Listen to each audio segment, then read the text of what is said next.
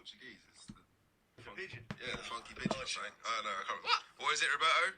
El Pidgeono or something. What did FPL sing? Morning all I had a beef muffin last night with wink wink. Oh, this guy, man. He's always having something dodgy with his... Nothing's ever clean with this guy, you know that. Anyway, that was the fun from the FPL Juice live streamception for Gameweek 13. Yep, we're back with an FPL video. It's a bit later than 10, so apologies. But yeah, I'll try to get this out for the deadline. Thanks for those that are watching this live stream. Gameweek 13 is in commence. We will quickly touch on how we got on in Gameweek 12.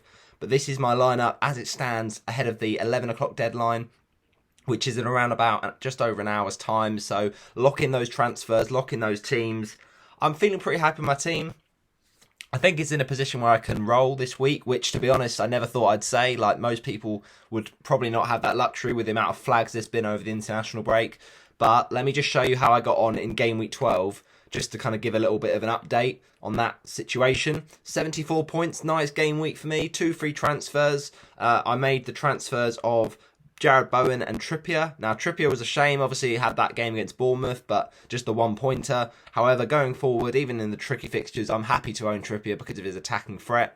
Jared Bowen got Nottingham Forest, and I thought, well, I had to go for him because he was playing up front, and he got me the goal. So really happy with that. And also to get those additional bonus points as well. Really nice to see. So Bowen looks a really good pick, and the fixtures for West Ham are ridiculous. But of course, over the international break, he got up that injury, so at least I've got his points. But it's a shame, obviously, going forward, if he is missing this Burnley fixture. We'll have to see any late team leaks, any team news. We don't know if we'll get anything about Bowen, but he's certainly not one that I was going to... I'm possibly considering the captaincy with that Burnley fixture in Game Week 13, but now it's too risky to do that, I think.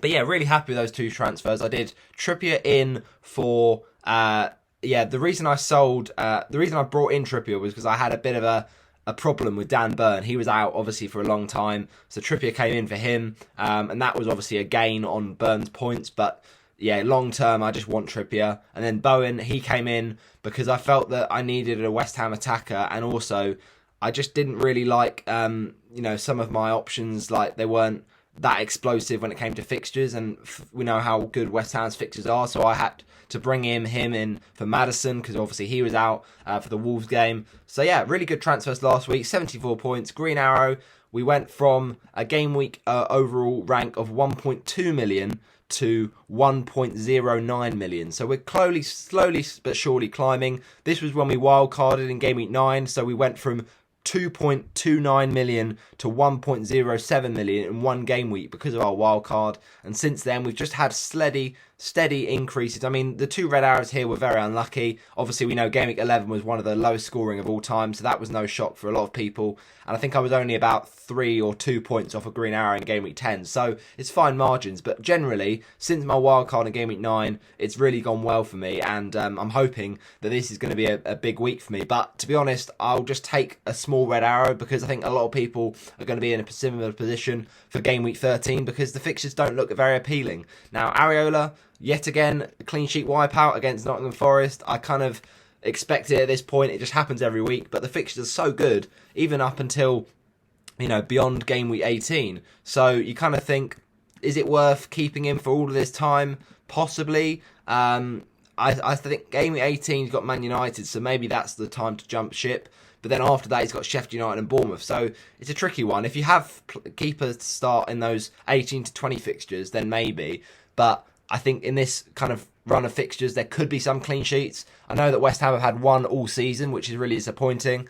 But obviously, when I saw Aouani's scored, I was like, well, big shock, that one. However, goalkeeper transfers are not the most optimal and, pressing transfers at the moment because we've got injuries flying everywhere, and midfielders we want to pick up, forwards sometimes we want to pick up, so it's just not worth making the transfer. But as a budget option, he's still been okay. He's got me some save points. A clean sheet, though, against Burnley would be much appreciated, Alphonse Areola, so please, just Burnley without Lara Foster, hopefully that'll be a clean sheet. But yeah, another frustrating week for him. Gabriel, 2 points as well.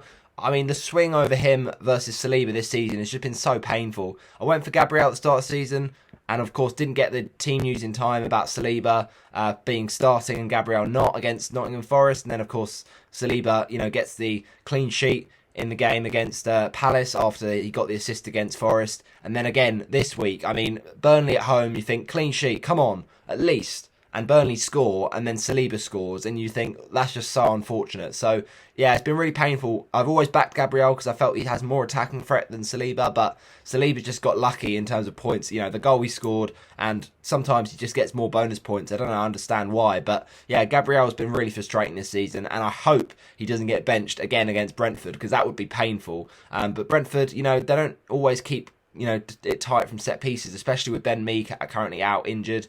I think he might be back soon, or at least he might have got back recently. But the point stands that Brentford have had a lot of defensive problems, and so not everyone has been fit for them. So if they can get some set piece attacking chances, then Gabriel, please get me that bullet header. Matty Cash is a bit of an issue going into Game Week 13, but we think he'll probably be fine for the Tottenham game. Obviously, fixtures for Villa are getting worse now, but he's got Bournemouth in 14, I should say, and so it's not worth selling, I don't think, even though he dropped in price the other night. But it's a shame, really, with Matty Cash, because I've had him all this time in great fixtures, and he's just got 2-pointer after 2-pointer. And now he has tough games, but he has a good fixture in the 18, which is, of course, the blank for Brentford and Man City. So we're going to want our players. He's got Sheffield United.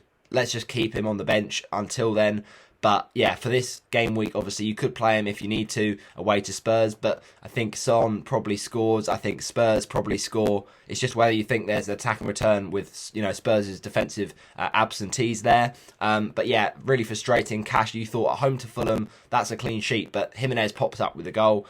Then Mark Gay, really frustrating. I didn't see this one coming. I thought Palace would keep a clean sheet against Everton. But to be fair to Everton, they've turned a corner from an offensive point of view. They've scored more goals. They've got more points.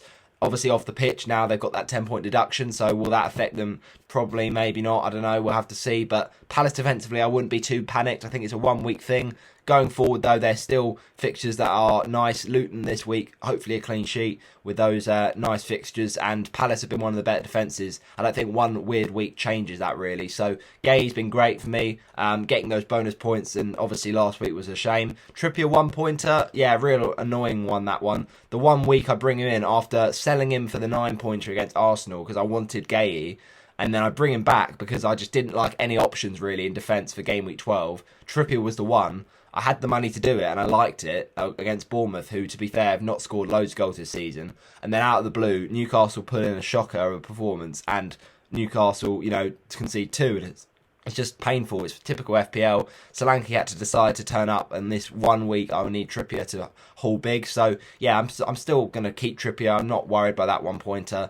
He's just one I just want to own for the foreseeable, really. When there's not been really many clean sheets anyway, I just want those attacking fullbacks.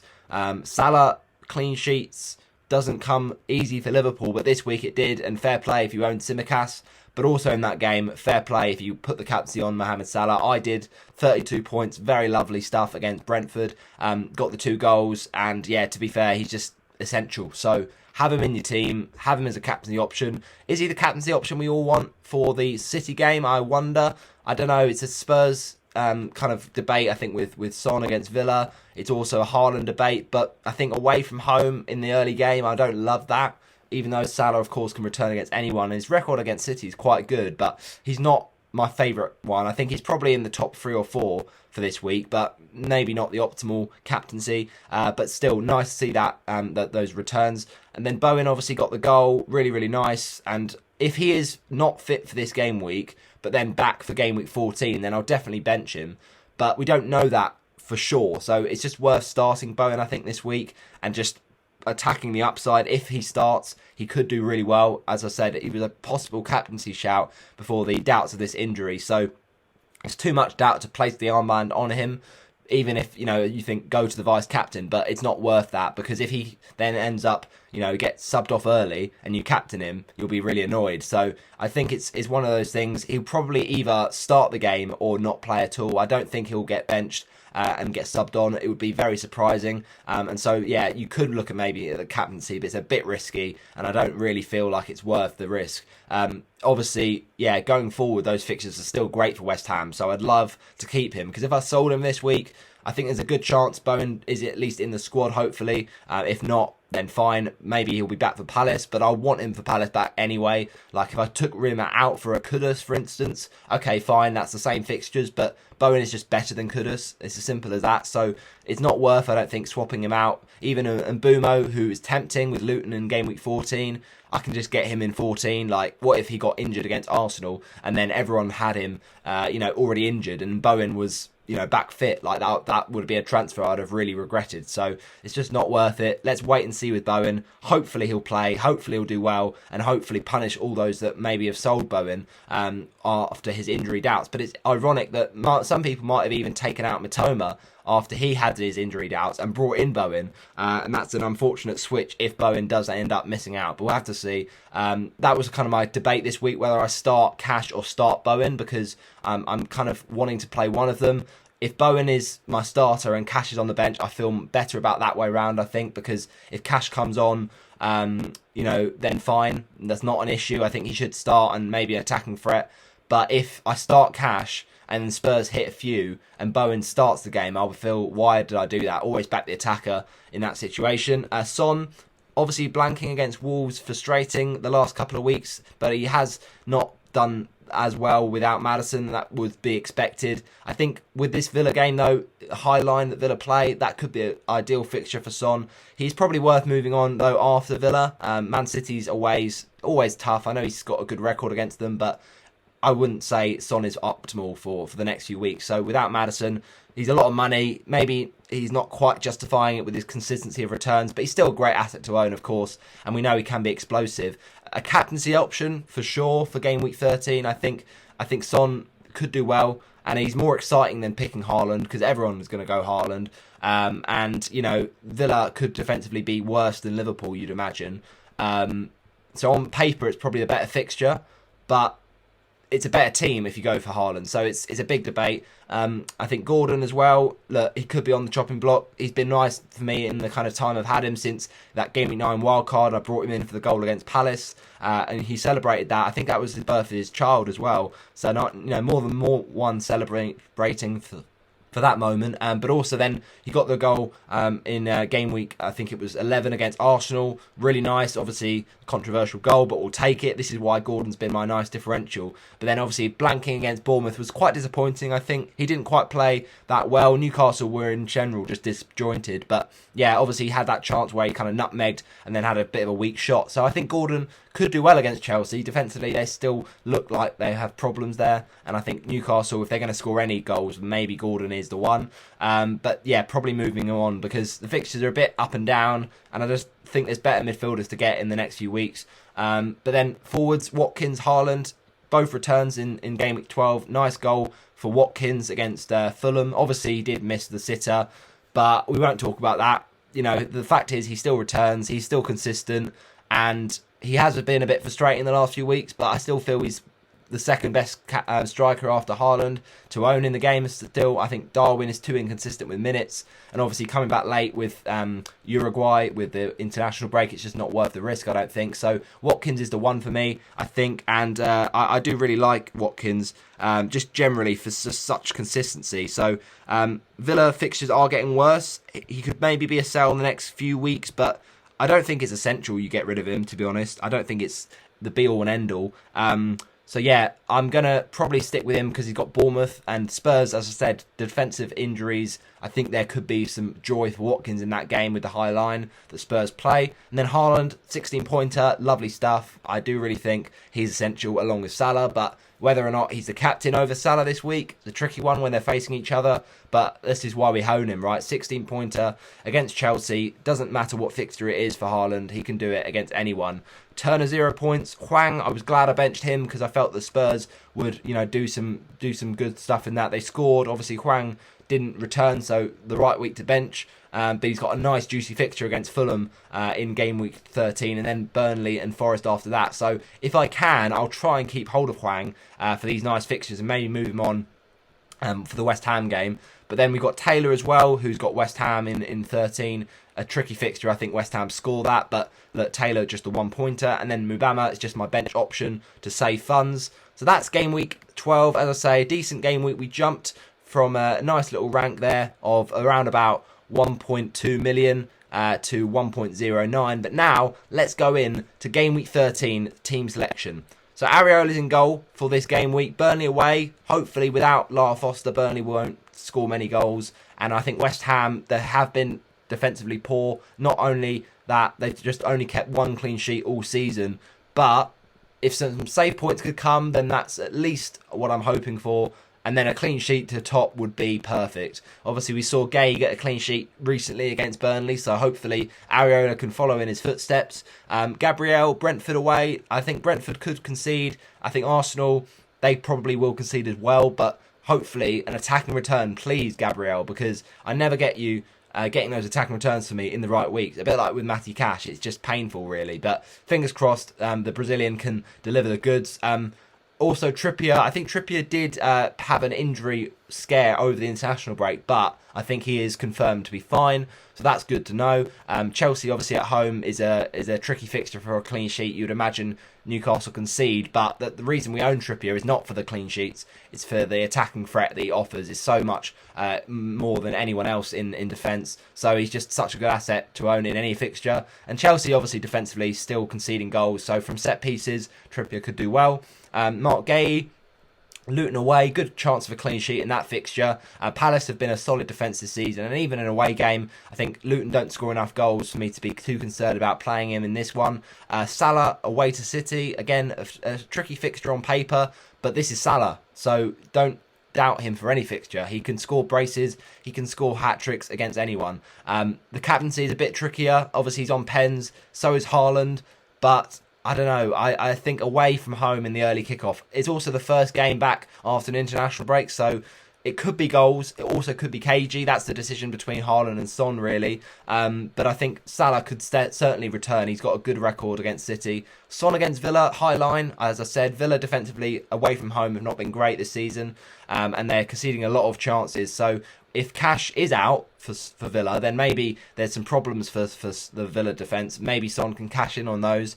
But I've got Son as the vice at the moment. It's going to be a late call, I think, between captaining him or Erling Haaland. But I think Son certainly does well this week. Maybe move him on after that. Then Gordon, Chelsea. I think Chelsea defensively still struggling. Obviously, Wilson might miss out, as possibly will Isak. We'll have to see. But I think even if Gordon, doesn't start up front, he'll be attacking enough to cause problems. And just had an easy fixture, but he can also score in the hard games, as we saw against Arsenal. So I'm hopeful of a return for Gordon, and then we can get rid of him soon. But Hwang Hee-chan, he's really my big player of the week. I think still very lowly owned, 5.7. How he's still not been brought in by more people, because he's just been such a nice little gem. So the consistency of an asset for less than 5.6 million, and yeah, he's been so good. Got great fixtures coming up.